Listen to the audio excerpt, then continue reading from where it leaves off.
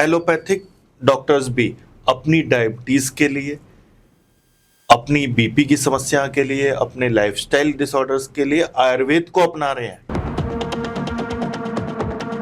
देखो, कोई सी भी पैथी हो, चाहे आयुर्वेदिक पैथी हो, चाहे एलोपैथिक पैथी हो, अगर हमें कंप्लीट रिवर्सल चाहिए अपनी प्रॉब्लम का, तो केवल दवाई खाने से किसी भी पैथी से कोई फायदा नहीं होता। नमस्कार, आज के इस स्पेशल पॉडकास्ट में हम आपके साथ बातचीत करने वाले हैं आपके जीवन शैली की। जीवन शैली अर्थात जिस प्रकार से पिछले काफ़ी समय से लोग प्रकृति के प्रति वापस आ रहे हैं, नेचर को प्यार करना सीख रहे हैं ताकि आपका शरीर स्वस्थ रह सके। नेचुरोपैथी, आयुर्वेदी जिसे लोग भूलते जा रहे थे, उसके तरफ वापस झुकाव लोगों का बढ़ने लगा है।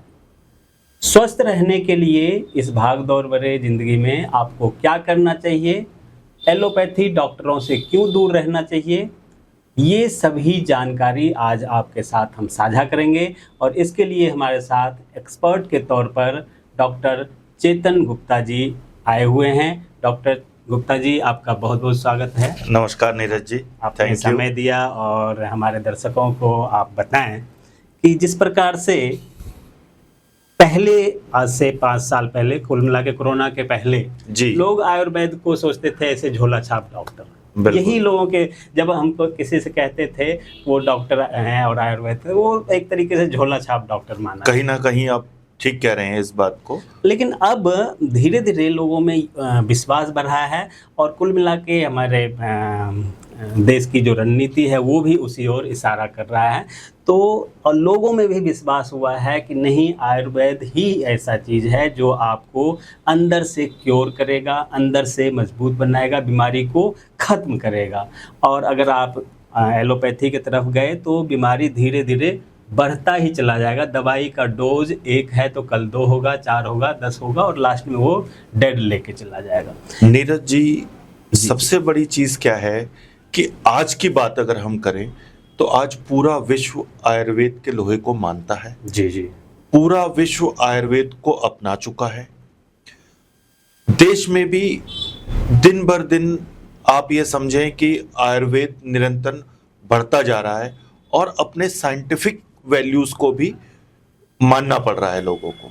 बिल्कुल, बड़े बड़े डॉक्टर भी वापस आते हैं आयुर्वेद की तरफ। जो एलोपैथी के डॉक्टर हैं उसको भी मैंने देखा कि 100% आयुर्वेद वाले जो संस्थान हैं कई सारे, उनके साथ मिलके काम कर रहे हैं। 100% काम कर रहे हैं। और खुद एलोपैथिक डॉक्टर्स भी अपनी डायबिटीज के लिए, अपनी बीपी की समस्या के लिए, अपने लाइफस्टाइल डिसऑर्डर्स के लिए आयुर्वेद को अपना रहे हैं, अपनाते हैं। जो डॉक्टर एक्सपर्ट हैं एलोपैथी के, बड़े बड़े, चाहे हार्ट एक्सपर्ट हों, किडनी एक्सपर्ट्स हों, किसी भी प्रकार के जो बड़े डॉक्टर हैं, वो जब बीमार पड़ते हैं, आपने सही कहा, जब ये डॉक्टर एलोपैथी वाले बीमार पड़ते हैं तो वो आयुर्वेद वाले के पास जाते हैं। 100% सभी ने अपने पर्सनल हेल्थ कोच रखे हैं, योगाचार्य रखे हैं, जिनसे वो योगा करते हैं। या फिर आपको सुबह पार्क में सबसे ज़्यादा डॉक्टर्स एलोपैथिक मिल जाएंगे। बिल्कुल, पार्क में योगा करने के लिए, व्यायाम करने के लिए, और जब दवाई की बारी आती है तो वो भी आयुर्वेद का ही शरण लेते हैं। बिल्कुल, वो भी उसी दवाई को अपनाते हैं। अच्छा डॉक्टर साहब, आपके बारे में हम बात करते हैं। आपको वैसे मुझे लगता है 20-25 साल से तो हम लोग मिल ही रहे हैं। 100% 25 साल हो ही गया होगा। आप ये बताएं कि आपने जो पढ़ाई किया कैसे आपको लगा, क्योंकि उस समय तो, उस ज़माने में लोग सोचते थे भाई डॉक्टर बनना है मतलब MBBS करना है। आपको कैसे लगा था कि नहीं, मुझे BAMS करना चाहिए, और आपने कहाँ से कैसे किया? देखो नीरज जी, जब एक बार मैं अपने पापा के नाना जी जो तिब्बिया कॉलेज में प्रोफेसर थे, उनसे मिलने गया और मैं 12वीं के एग्ज़ाम देकर, उस समय छुट्टियां चल रही थी, तो वहां मैं उनकी आंखों की दवाई के लिए लाइन लगी हुई थी उनके यहाँ पर। तो मैं उससे बड़ा प्रभावित हुआ और फिर मैंने मन बनाया। वो आयुर्वेद के डॉक्टर, वो आयुर्वेद के प्रोफेसर थे तिब्बिया कॉलेज करोलबाग। अच्छा। तो वहां जब मैंने अपनी आंखों से देखा, फायदा देखा, तो उसी समय मेरे मन में बैठ गया। फिर मैंने तभी उनसे समझा कि मैं किस तरीके से कैसे आयुर्वेदिक डॉक्टर बन सकता हूँ। अच्छा, हर माँ बाप की भी ये चॉइस होती है कि बच्चा डॉक्टर बन जाए, इंजीनियर बन जाए या आईएएस बन जाए। तो फादर ने भी सपोर्ट किया, मदर ने भी सपोर्ट किया, और फिर मैंने BAMS में एडमिशन लिया। कानपुर यूनिवर्सिटी से मैंने अपना स्नातक BAMS आयुर्वेदाचार्य पूरा किया। अच्छा, कानपुर यूनिवर्सिटी हाँ से जी, आपने किया। चलिए, तो डॉक्टर साहब का तो ये आपको मैंने इसलिए बताया कि बहुत सारे लोग सोचते होंगे कि पता नहीं डॉक्टर साहब हैं, और जैसा कि शुरू में मैंने कहा कि आयुर्वेद डॉक्टर मतलब झोला छाप ज़्यादा लोग समझते हैं। तो BAMS का इन्होंने कानपुर यूनिवर्सिटी से स्नातक किया हुआ है, और बहुत ही अच्छा प्रैक्टिस कर चल रहा है आजकल। जी, पहले तो जो था ही, अभी मुझे लगता है 4-5 क्लिनिक होगा जी। हमारी दिल्ली में 4 ब्रांचेज हैं, 4 ब्रांच, दरियागंज में, बदरपुर, छतरपुर और भजनपुरा। 4 ब्रांच अभी। 4 ब्रांच है। साथ ही हमारी अपनी मैन्युफैक्चरिंग यूनिट भी है। बिल्कुल। फरीदाबाद में मेरे पास अपना मैन्युफैक्चरिंग लाइसेंस है।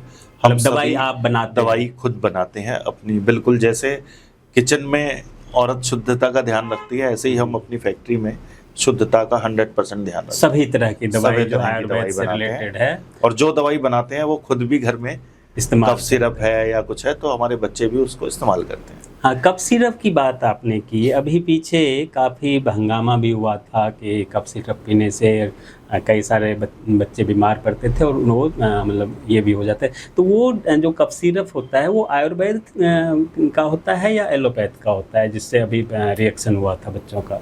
देखिए, आयुर्वेद का भी हो सकता है और एलोपैथ का भी हो सकता है, क्योंकि 2 नंबर लोग तो हर जगह हो सकते हर जगह हैं। हो सकते हैं। बिल्कुल बिल्कुल।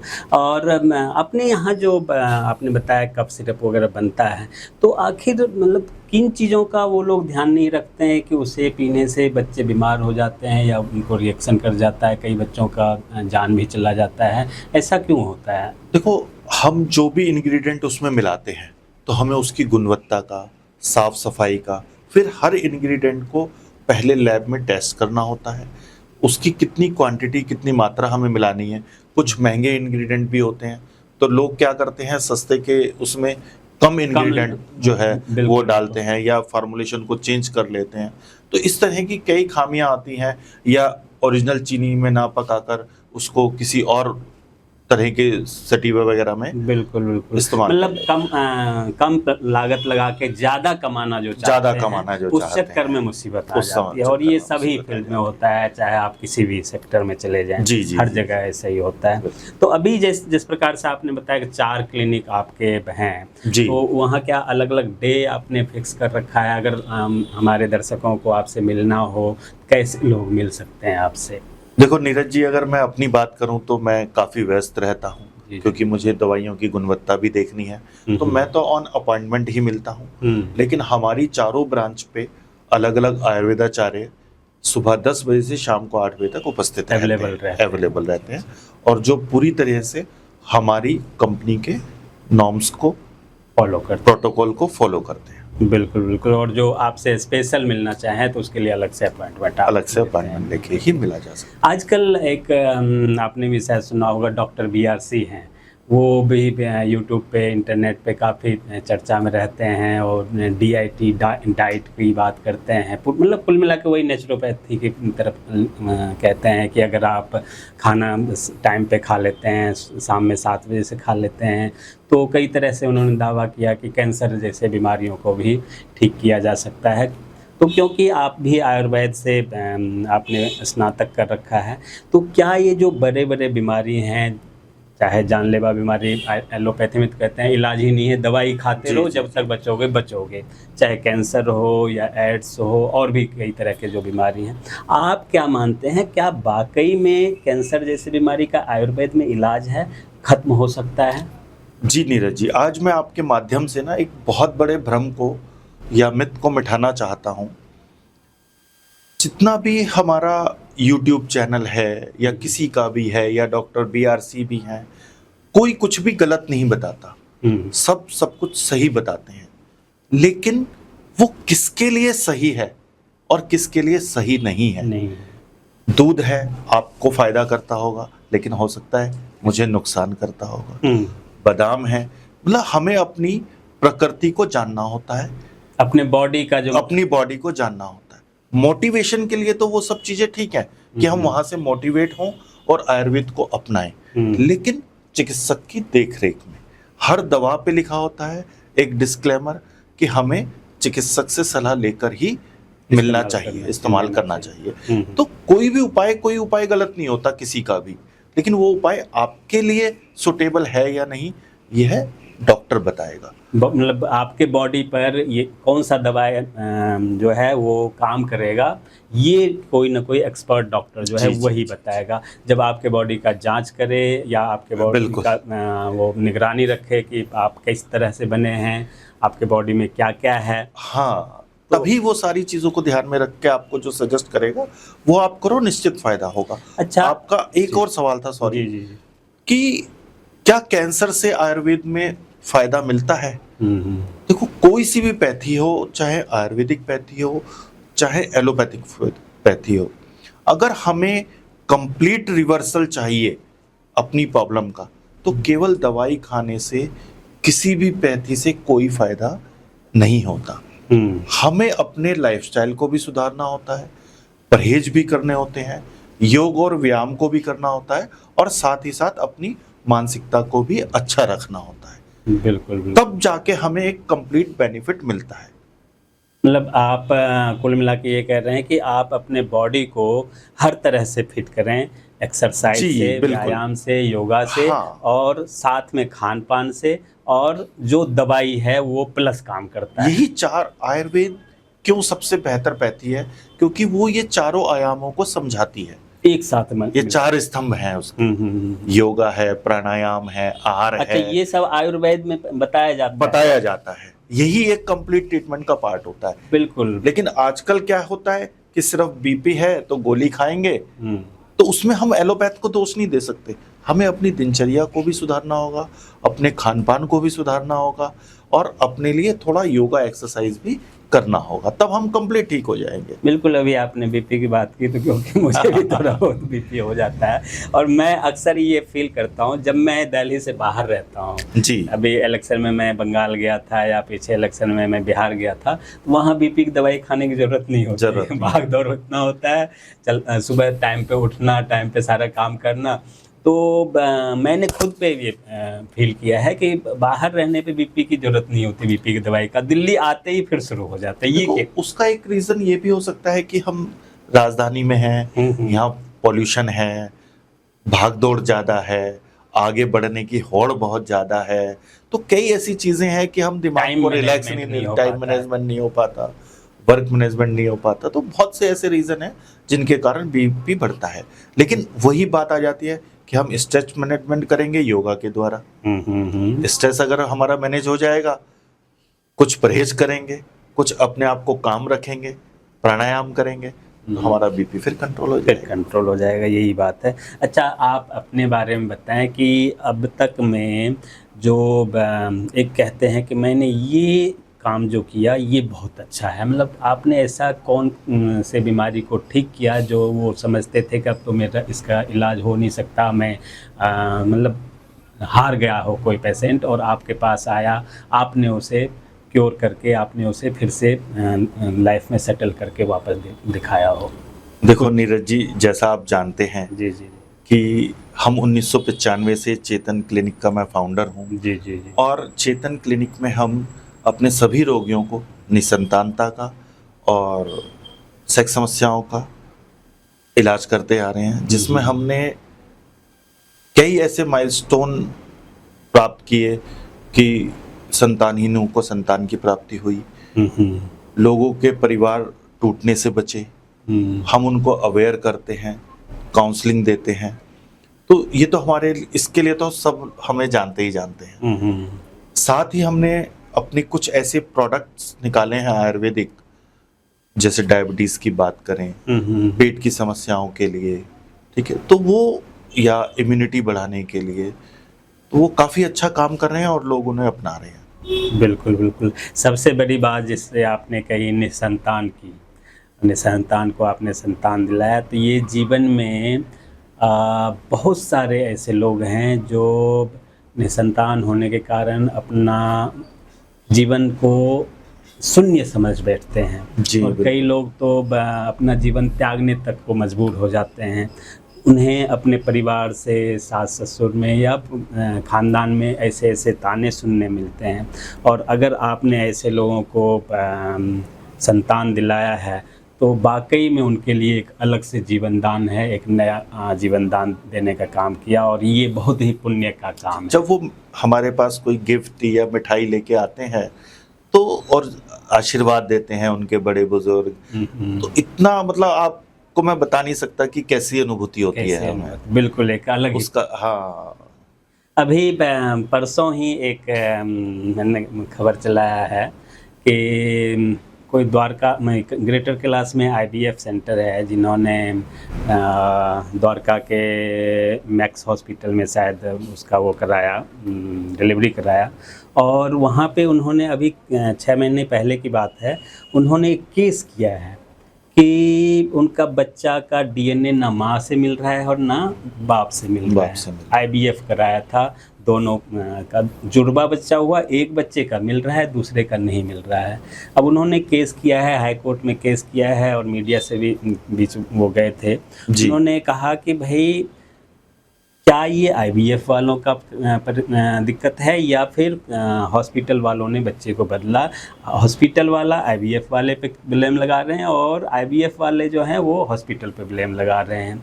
आप क्या मानते हैं, जो ये जो लोग निसंतान लोग या जिस कारण से भी IVF के तरफ जाते हैं, उन्हें क्या सलाह देना चाहेंगे कि भारतीय पद्धति में, जैसे आपने कहा कि आयुर्वेद में ये ताकत है, निसंतान को संतान हो सकता है, तो ऐसे लोग जो IVF की तरफ लगातार बढ़ रहे हैं, उन्हें क्या सलाह देना चाहेंगे? देखो, IVF की क्लिनिकों की बाढ़ आ गई है जी, बहुत ज़्यादा। सिर्फ और सिर्फ मैं इसको लाइफस्टाइल ना समझी, आपस में कोऑर्डिनेशन की कमी कपल्स के अंदर, जिसका फायदा IVF सेंटर को मिलता है, फायदा उठा रहे हैं वो लोग। सीधा सीधा हमें अपने लाइफस्टाइल को सुधारना होगा ताकि हमारी आने वाली संतान भी स्वस्थ हो, एक्टिव हो। तो इसलिए हमें तुरंत IVF या जल्दबाजी जो हमें आदत हो गई है, हमेशा हर काम में शॉर्टकट को ढूंढ लेना, शॉर्टकट, हाँ बिल्कुल, डिसीजन ले लेते हैं बचपन। शॉर्टकट के चक्कर में ना पड़कर अपने आप को सुधार कर स्वयं अपना बच्चा करना चाहिए ताकि ऐसी गलतियां ना हो। रही बात जो हॉस्पिटल में गलतियां हुई है या IVF सेंटर में गलतियां हुई है, ये एक ह्यूमन एरर है, इसकी जांच होगी तो पता चलेगा कि भाई क्या होता है, इसमें क्या है। मतलब वो तो जांच का विषय है, लेकिन मेरे सवाल का जो तात्पर्य था वो यही था कि लोगों को IVF की तरफ जाने की ज़रूरत क्या है जब हमारे पास उसका साधन है। अगर निसंतान को संतान हो सकता है, दवाइयों से हो सकता है, या जैसे आपने कहा कि भाई दोनों दंपत्ति के जो समझदारी है उससे हो सकता है, उनको काउंसिल करके अगर संभव कराया जा सकता है, तो क्यों उस तरफ भागें। पैसे भी बर्बाद होना, लाखों में खर्चा भी जाना है, और जबकि आप जैसे डॉक्टर के पास जाके मुझे लगता है बहुत ज़्यादा फीस भी नहीं लेते होंगे आप लोग। बहुत ज़्यादा फीस भी नहीं है, सही गाइडेंस भी मिलती है, और हजारों चिकित्सक है, एक नेचर का दिया नेचर के द्वारा अपने आप चीज़ें ठीक होती हैं।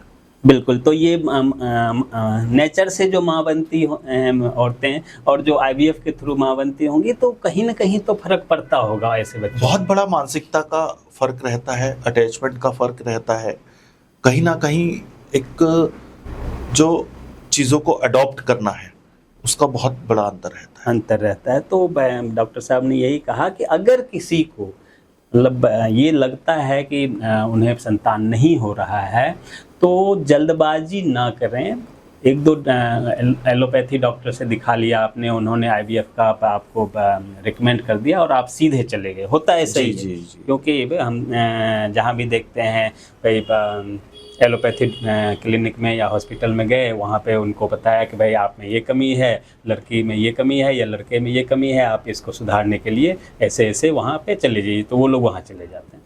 ऐसा डिसीज़न लेने से पहले अपने बुज़ुर्गों से बातचीत करें और आयुर्वेद के डॉक्टरों से संपर्क करें, परामर्श जरूर करें। जैसे कि हमारे डॉक्टर चेतन साहब हैं, ऐसे ही बहुत हम ये समझते हैं कि अब तो हर शहर में आयुर्वेद के अच्छे डॉक्टर्स अवेलेबल है। मतलब बिल्कुल। डॉक्टर तो हैं ही, लेकिन अच्छे डॉक्टर्स वहाँ भी पे हैं। अवेलेबल है, सीनियर डॉक्टर्स भी अवेलेबल। और सोशल मीडिया का ज़माना है, आजकल कम्युनिकेशन का ज़माना है। पहले एक शहर से दूसरे शहर जाने में बहुत टिपिकल होता था। अब तो आप देखते हैं कि आज आप यहाँ हैं, कल कलकत्ता में हैं, मतलब कहीं भी वैसे आना भी जाना पॉसिबल वीडियो है। कॉल द्वारा, व्हाट्सएप द्वारा रिपोर्ट भेजकर लोग हमसे कर्नाटक से, पूना से, महाराष्ट्र से, जगह जगह से कंसल्टेशन बिल्कुल, ले तो सकते हैं बिल्कुल। इजीली, बहुत इजीली। तो ये आजकल कम्युनिकेशन का ये फ़ायदा भी है कि आप वीडियो कॉल से भी ऑनलाइन परामर्श ले सकते हैं। तो कोई भी दिक्कत हो, आप सीधा एलोपैथी वाले डॉक्टर से मिलने के बाद कोई बड़ा डिसीजन लेने से पहले आप आयुर्वेद में ज़रूर एक बार आएँ, नेचर के प्रति एक बार फिर से विश्वास ज़रूर करें अगर आप नहीं करते हैं। और ऐसे डॉक्टर चेतन साहब के जैसे लोगों से ज़रूर मिलें अगर आप निसंतान हैं या कोई ऐसे बड़े बीमारी से ग्रस्त हैं जिसका इलाज आपको एलोपैथी में नहीं मिल पा रहा है। तो ये तो बात हो गई डॉक्टर साहब निसंतान, जो कि बहुत ही मतलब मानवता का काम है, क्योंकि मैंने देखा है कि गांव में कितने लोग संतान के लिए परेशान रहते हैं। इवन वो तो बात की बात है, पहले लड़का लड़की का भी चक्कर होता था, तब तो वो ज़्यादा है नहीं। अब तो लोगों में लड़का लड़की बिल्कुल, इस मामले में तो लोग अवेयर हो गए हैं कि वह लड़का हो जी लड़की हो, लेकिन 100% संतान होना चाहिए। बिल्कुल ठीक बात है आपकी। तो ये सारी चीज़ें हैं। अच्छा, अब हम बात करेंगे डॉक्टर साहब कि जिस प्रकार से अभी एक आया था नवजोत सिंह सिद्धू की पत्नी वाला मामला, जी, आपको याद होगा। बिल्कुल। उन्होंने कहा कि उनको डॉक्टर ने बिल्कुल मना कर दिया कि आप लास्ट स्टेज कैंसर हैं और कुछ एक दिन के मेहमान हैं, आप अब घर पे रेस्ट कीजिए, दवाई खाइए और घर पे ये कीजिए। फिर उन्होंने उनको जो भी, हालांकि कुछ लोग बताते हैं कि हमने किया, लेकिन उन्होंने कहा कि हमने आयुर्वेद का शरण लिया और नीम, हल्दी वगैरह वगैरह को यूज़ किया और फिर हमने चेक कराया तो आज वो नॉर्मल है, उनकी पत्नी भी बिल्कुल फिट है। आप क्या मानते हैं कि जो बड़े बड़े बीमारी के ग्रस्त लोग हैं वो आयुर्वेद में किस प्रकार से आएँ, और वापस वही बात कि क्या आयुर्वेद उन्हें क्योर कर सकता है, निराश होने की ज़रूरत नहीं है उन्हें? देखो, अगर आपने पूरा इंटरव्यू नवजोत सिंह सिद्धू जी का देखा हो जी, तो उसमें वही जो बात आज हमारा इंटरव्यू का मेन मकसद है, फोकस है कि लोगों को चारों चीजें अपनानी पड़ेंगी। चारों चीज़ें, बिल्कुल ठीक है। कुल मिला के अगर हम चारों चीजें अपनाएंगे तो बड़ी से बड़ी बीमारी, कोई सी भी स्टेज का कैंसर हो वो भी ठीक होगा, आपकी डायबिटीज भी ठीक होगी, सभी रोग जो भी आपको महसूस हो रहे हैं, किडनी की प्रॉब्लम हो, कोई भी समस्या हो बड़ी से बड़ी, वो सब 100% रिवर्सल होगी, बशर्ते कि आपकी मनोइच्छा और आपके अंदर परहेज करने की क्षमता, आपके अंदर योगा को अपनाने की क्षमता, आयुर्वेद पे विश्वास करने की क्षमता होनी चाहिए। और जैसा आपने देखा नवजोत सिंह सिद्धू जी के साथ जो हुआ वो उसमें आपके सामने है, सबके सामने। तो और खाली एक वही नहीं, और भी बहुत सारे ऐसे उदाहरण हैं। हाँ, वो तो मतलब फेमस आदमी थे तो उन्होंने अपनी बात मीडिया में रखा और हर कोई जान गए। लेकिन ऐसे बहुत सारे हजारों लोग हैं जिन्होंने आयुर्वेद से अपने बीमारी को दूर किया और वो आज स्वस्थ हैं। एक चीज़ और आपने जैसे कि बीच में बताया, निसंतान के साथ में आप सेक्स एक्सपर्ट भी हैं और कई परिवार टूटते टूटते भी आपने बताया। एक चीज़ हमारे समाज में बड़ा अजीब है कि सेक्स पर लोग इस तरह से खुल के बातचीत नहीं करते हैं, और ये वजह भी होता है ख़ास तौर पे मर्दों में कि वो कहाँ दिखाने जाएं, मतलब एक उनके अंदर कमी है, क्या करें नहीं करें, मतलब एक भ्रम की स्थिति पे रहती है। जी बिल्कुल। और ये कारण भी होता है कि अगर कोई मर्द है अपनी पत्नी को ठीक से खुश नहीं रख पाता है तो कब तक वो परिवार चलेगा, कब तक पति पत्नी बन के रहेंगे, या तो वो किसी और के साथ लड़की भाग जाएगी या कोई जी बिल्कुल, ऐसी समस्याएं भी आती हैं। अलग से जो है वो छुप के छुपाते होगा तो वो कहीं ना कहीं भी परेशानी होगी, आपस में मार पिटाई, लड़ाई झगड़े का हर तरह की निराशा, मायूसी, सब तरह कलह, सब जो देखना लोग बात को दबाना चाहते हैं, दबा के रखते हैं, ऐसे लोगों को क्या सलाह आपका रहेगा? चुप्पी तो तोड़नी पड़ेगी। बिल्कुल ठीक है। अगर विवाहित जीवन को खुशहाल रखना है तो सबसे पहले चुप्पी तोड़िए। चुप्पी तोड़िए, बताना पड़ेगा, बात करना पड़ेगा, पूछना पड़ेगा, सोचना पड़ेगा कि मुझे क्या करना है, ढूंढना पड़ेगा। तो फिर सही रास्ता ढूंढने से तो भगवान भी मिल जाते हैं। तो हमें तो एक आयुर्वेदिक सेक्सोलॉजिस्ट ही चाहिए, तो जरूर मिलेगा। तो अगर आपको किसी भी सेक्सुअल प्रॉब्लम फील हो रहा है, अगर आपको लगता है कि ये आपके अंदर ये कमी है और इस कारण हमारा जीवन खराब हो रहा है, तो उसको मन में रखने के बजाय आपको कहीं न कहीं किसी न किसी डॉक्टर के सामने बात को रखना चाहिए, तभी उसको आप संभाल पाएंगे। और समय रहते ये काम करना पड़ेगा। अगर आप ज़्यादा देर कर देंगे तो बहुत देर हो जाएगा, मतलब एक कहते हैं कि ट्रेन छूट जाने वाली बात। पर देखो, सुबह का भूला शाम को अगर घर लौट आए तो उसमें भी कोई बात नहीं है, लेकिन उसको लौटना चाहिए। कोई भी एज हो, कोई भी टाइम हो, कोई भी समय हो, तो परामर्श तो कम से कम करना ही चाहिए।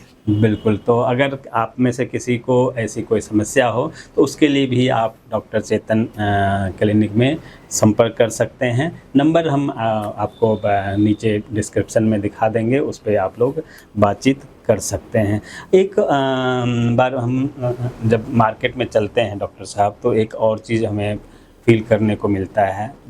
हालांकि अब तो बहुत लोग आगे बढ़ गए हैं, लेकिन ये चीज़ बड़ा फील करने को मिलता है कि डॉक्टरी का जो पेशा था पहले, जी, डॉक्टरी के पेशे को जैसे भगवान की तरह लोग पूजते थे, डॉक्टर को भगवान मानते थे।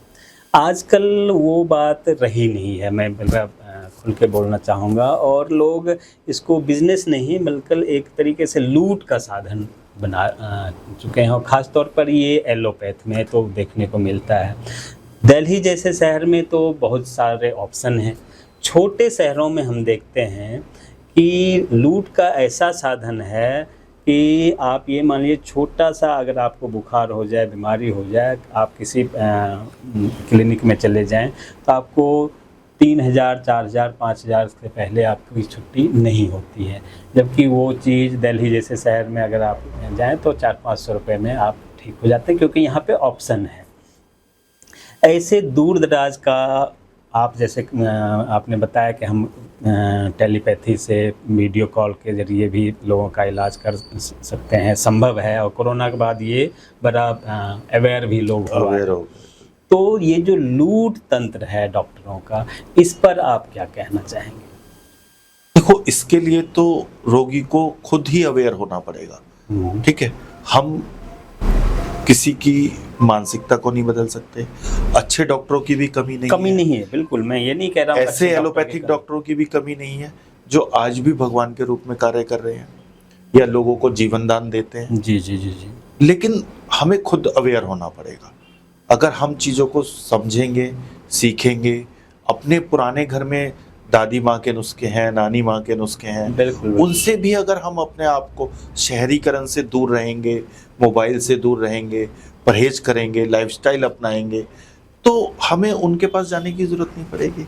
ऐसे लोगों के पास जाने की स्वस्थ रहना बहुत आसान है। ये एक चीज़ और बताएं, क्योंकि आप इस फील्ड में हैं, जो एलोपैथी हो या आयुर्वेद हो, देना तो दवाई ही है। और मरीज से पूछ के कि आपको ये क्या बीमारी है, मरीज ने बताया कि ये दिक्कत है, वो उसको समझ के और दवाई देना है। फिर ऐसे में जो ये बड़े क्लिनिक वाले महंगे टेस्ट लिख देना, ये कहाँ तक जायज़ है? क्योंकि टेस्ट तो भी वही बताएगा जो बीमार पेशेंट खुद बता रहा है कि मुझे ये बीमारी है। बिल्कुल।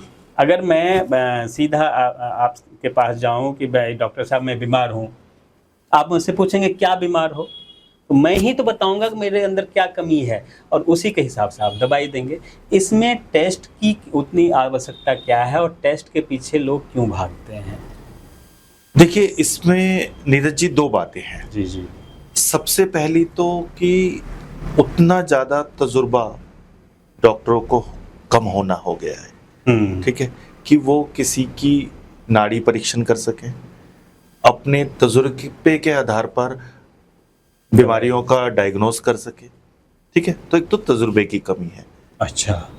दूसरा सबसे बड़ा रीज़न क्या है कि कहीं ना कहीं हमें टेस्ट की ज़रूरत होती भी है एक्चुअल में, ताकि हमें एक सही प्रोटोकॉल का इस्तेमाल करके एक सही मात्रा में ट्रीटमेंट दिया जा सके। तो और कुछ पैसे का खेल है कि उसमें बड़ा बड़ा खर्चा करवा के बड़ी बड़ी कमीशन को प्राप्त करना है। तो तीनों ही बातें हैं इसमें। थोड़ा सा वही बात आ जाती है कि पेशेंट को ही सजग रहना पड़ेगा, अपनी उसकी कितनी बीमारी की पेशेंट गंभीरता तो है। डॉक्टर साहब क्या सजग रहेगा, वो तो मरता क्या नहीं करता। वो तो होता है बीमार है भाई, उसको ठीक होना है, अब वो चाहे जैसे भी पैसे दे उसे तो देना ही पड़ेगा। बात आपकी ठीक है, लेकिन थोड़ा सा 2 जगह कंसल्ट करेगा, बातों को चीज़ों को समझेगा, शेयर करेगा, तो उसको जरूर कोई ना कोई रास्ता अच्छा मिलेगा। इसमें भी आपने वही बात कही कि भाई चुप्पी तोड़नी होगी, जगह चुप्पी जगह तोड़नी बताना होगी, होगा। बिल्कुल, बिल्कुल। मतलब ये एक मेन पॉइंट है कि भाई हाँ। आपको किसी एक आदमी पे विश्वास करने से अच्छा है कि कई जगह उस बात को रखिए, चुप्पी तोड़िए और हर किसी से सजेशन लीजिए। और देखो, मैं तो एक आयुर्वेदिक डॉक्टर हूँ, जी जी जी जी। तो मैं तो चाहूंगा कि आप बीमार ही ना पड़ो। बीमार ही ना पड़ो, बिल्कुल। बहुत बड़ी बात है कि अगर आप आयुर्वेद के शरण में हैं, नेचुरोपैथ के शरण में हैं, नेचर के साथ हैं, तो आपको एलोपैथी डॉक्टर के पास जाने की जरूरत ही नहीं पड़ेगी। ये मैं तो अपने अगर घरेलू आज से ही नुस्खा आयुर्वेद में अपनाने की कसम बिल्कुल। लेनी चाहिए लोगों को। बिल्कुल बिल्कुल कसम खाएं, आयुर्वेद अपनाएं, लाइफस्टाइल सुधारें, तो बीमारियां आएंगी नहीं। बीमारी आएगी नहीं। अगर आपने आयुर्वेद का ये शरण लिया और अगर आप प्रकृति के पास गए, योगा किया, एक्सरसाइज किया आपने, प्राणायाम किया आपने, खान पान का ध्यान रखा, परहेज रखा, तो आपको एलोपैथी वाले डॉक्टर के पास जाने की जरूरत ही नहीं पड़ेगी। बिल्कुल, सबसे बड़ा फार्मूला। सबसे बड़ा फार्मूला है। अब लास्ट में एक ये तो बहुत बड़ा फार्मूला दे ही दिया, लास्ट में एक सजेशन हमारे दर्शकों को कि वो स्वस्थ हेल्दी जीवन जीने के लिए अपना दिनचर्या को कैसे बदलें, क्योंकि हो नहीं पाता है। बहुत लोग कहते हैं यार जानते तो हम भी हैं, बोलने से क्या होगा। मैं भी जब किसी से बोलता हूँ तो कहता मुझे पता है, लेकिन करें कैसे। सबसे पहले ना हमें किसी चीज़ की कोई तैयारी नहीं करनी। जी। क्या होता है, जब हमें योगा जाना होता है या हमें रनिंग के लिए जाना होता है या हमें जिम ज्वाइन करना होता है, तो हम तैयारी करना चालू कर देते हैं कि जूते लेंगे, कपड़े लेंगे।